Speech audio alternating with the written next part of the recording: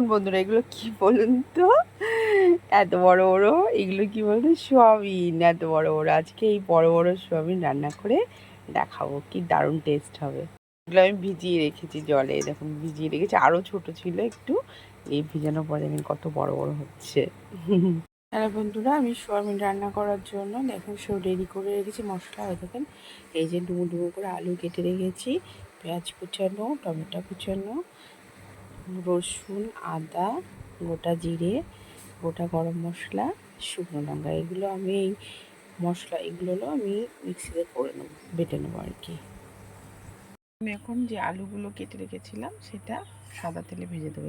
এই আলুগুলো ভেজে নেব। দেবো, হলুদ দেবো, নাড়ি করে সুন্দর করে সাদা তেলে ভেজে নেব।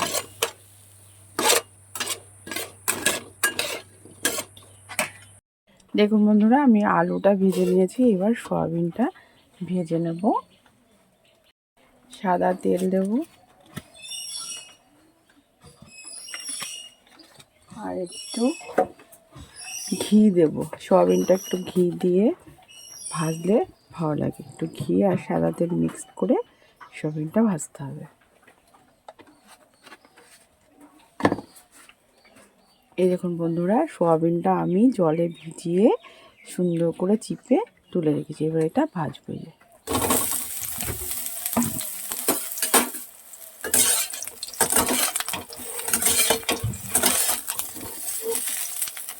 এবার একটু নুন দেব,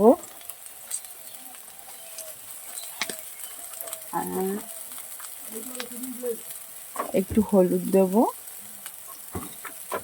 দিয়ে ভালো করে মিক্স করব।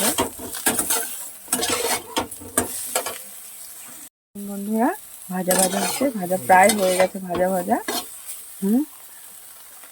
দেখুন ভাজা ভাজা হয়ে গেছে, এবার নামিয়ে নেব। সয়াবিন ভাজার পরে এবার সাদা তেল দেব। আমি সাদা তেলে রান্না করছি, চাইলে আপনারা সর্ষের তেলেও করতে পারেন, কোনো সমস্যা নেই। সাদা তেল, এবার গোটা শুকনো লঙ্কা দেব,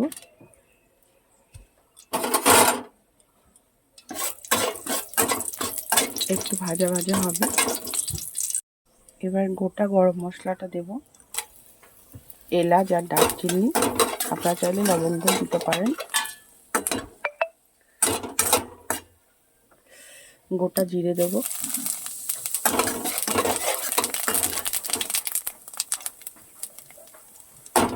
এবার পেঁয়াজ কুচি দেবো, পেঁয়াজ কুচিটা একটু বেশি করে দেবো।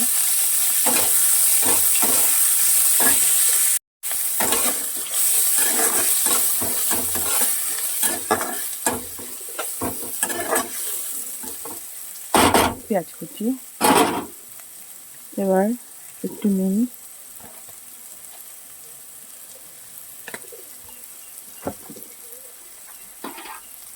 একটু হলুদ,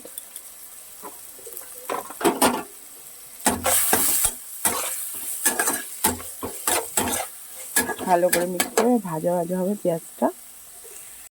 পেঁয়াজগুলো হালকা ভাজা ভাজা হয়েছে, এবার টমেটো কুচি দেবো।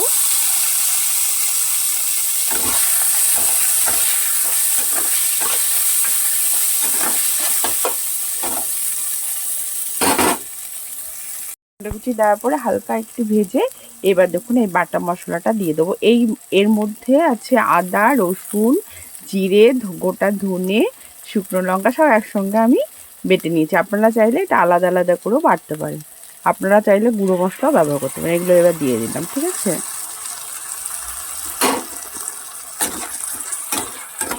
নাড়িয়ে চাড়িয়ে নেবো, ভালো করে কষতে হবে মশলাটা।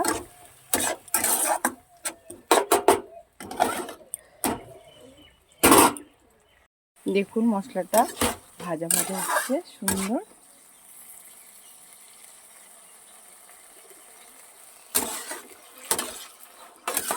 সুন্দর করে কষতে হবে।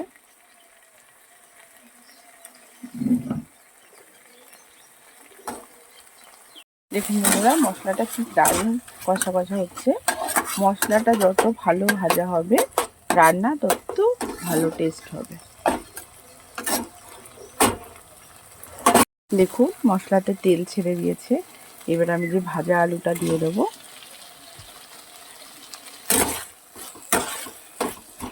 এবার আমি সোয়াবিনটাও দিয়ে দেবো মশলার মধ্যে, একটু হালকা সোয়াবিনটাও ভেজে নেবো।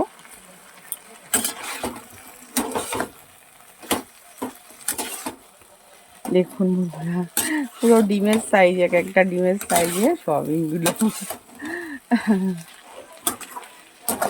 দেখুন দেখুন সোয়াবিন, আলু, মশলা সব আমি একটু কষিয়ে নিচ্ছি জল না দেওয়ার আগে। এখন আমি কিন্তু জল দিইনি, হালকা কষিয়ে নিলে সোয়াবিনের ভেতরে বলুন, আলুর ভেতরে বলুন, মশলাগুলো ঢুকে যায়।